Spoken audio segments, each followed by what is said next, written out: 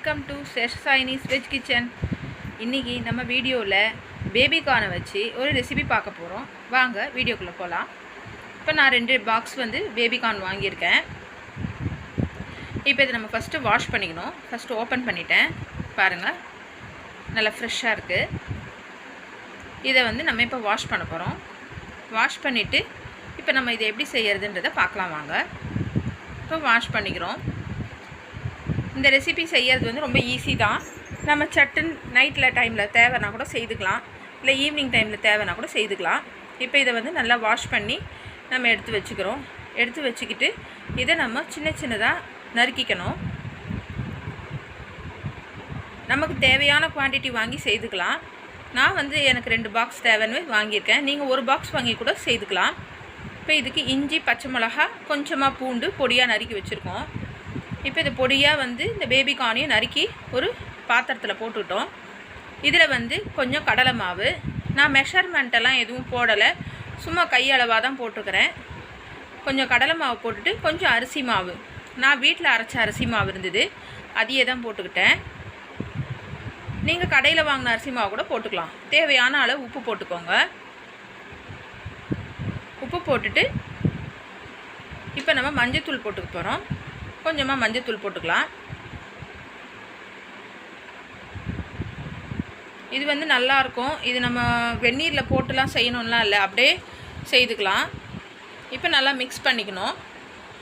இப்போ அந்த பச்சை மிளகா கூட நம்ம காரத்துக்கு ஏற்ப போல் போட்டுக்கலாம். நாங்கள் கொஞ்சம் எக்ஸ்ட்ரா போட்டுருக்குறோம். நீங்கள் கொஞ்சம் பார்த்து காரம் கம்மியாக தேவைன்னா கொஞ்சம் கம்மியாக போட்டுக்கோங்க. இப்போ எல்லாத்தையும் போட்டு நல்லா ஒன்றா மிக்ஸ் பண்ண போகிறோம். நல்லா இதில் ஃபஸ்ட்டு தண்ணிலாம் ஊற்றாதீங்க. ஊற்றிட்டா நமக்கு அந்த கன்சிஸ்டன்சி மாறிடும்.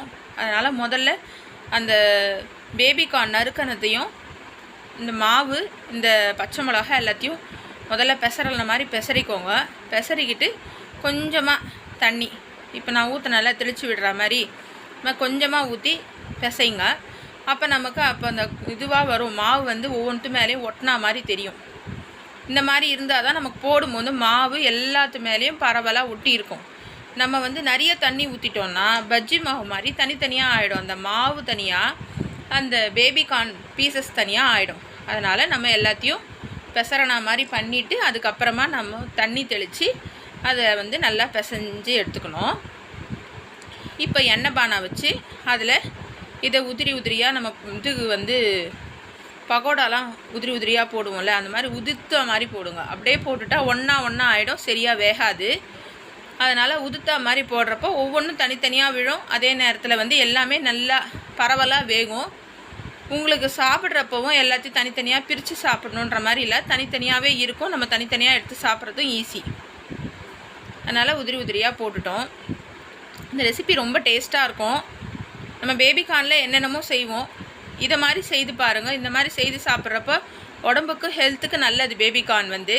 அதேமாதிரி சில பேர் அது ஒரு மாதிரி நசுக்குன்னு வாயில் தெரியுதுன்ற தொட்டு சாப்பிட்றதுக்கு யோசிப்பாங்க. அந்த மாதிரி யோசிக்கிறவங்களுக்கு இந்த மாதிரி செய்து சாப்பிட்றப்போ கொஞ்சம் டேஸ்ட்டாக இருக்கும்.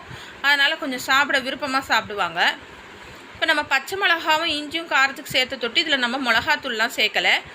நம்ம கொஞ்சம் மசாலா வாசனை தெரியணுன்றதுனால பூண்டு சேர்த்துருக்கோம். இந்த பூண்டு கொஞ்சம் தான் போட்டிருக்கோம், அதுவே நல்ல வாசனையாக இருக்கும். இதில் நான் கரம் மசாலாவும் சேர்க்கலை. இது இன்ஸ்டண்ட்டாக செய்கிற மாதிரி நான் செய்திருக்கிறேன். அதனால் இது எப்படி இருக்குதுன்னு நீங்களும் செய்து சாப்பிட்டு பார்த்துட்டு எனக்கு கமெண்ட் பாக்ஸில் சொல்லுங்கள். இந்த ரெசிபி உங்களுக்கு பிடிச்சிருந்தா எங்கள் சேனலை சப்ஸ்கிரைப் பண்ணுங்கள், எங்கள் வீடியோவுக்கு லைக் பண்ணுங்கள், ஷேர் பண்ணுங்கள், கமெண்ட் பண்ணுங்கள். அதே மாதிரி எங்கள் சேனலை சப்ஸ்கிரைப் பண்ணி பெல் ஐக்கானை கிளிக் பண்ணிக்கோங்க. நாங்கள் போடுற வீடியோஸ்லாம் உங்களுக்கு அப்டேட் வந்துக்கினே இருக்கும். தேங்க்ஸ் ஃபார் வாட்சிங்.